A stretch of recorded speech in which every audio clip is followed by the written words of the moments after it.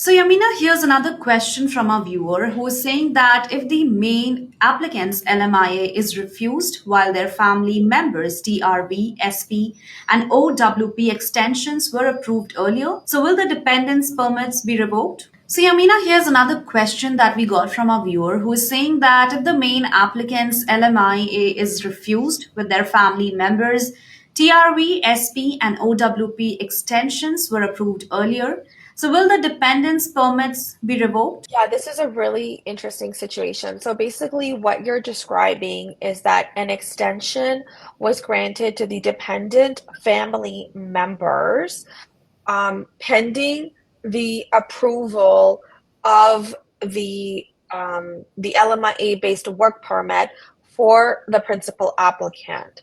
But the concern is, what if the actual LMIA-based work permit of the principal applicant is denied? Now, something that's surprising about this situation is there is no section in the Immigration and Refugee Protection Act or the Immigration and Refugee Protection Regulations that has a section that your temporary status will be revoked if the principal applicant's temporary status will be revoked. So even if the principal applicant is unsuccessful in receiving status, the dependent status will continue.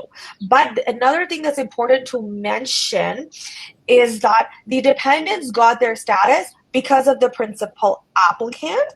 So it's not a situation where the principal applicant can now go and get dependent status from the dependent. So for example, the wife, assuming that it's a wife who is one of the dependents, who has an open work permit, she got the open work permit because her husband, the principal applicant, was waiting for his LMIA-based work permit. Now the wife cannot go back and help the husband get a dependent work permit. That's not how it works. All right, I think that's wonderfully explained. Thank you so much, Yamina, for your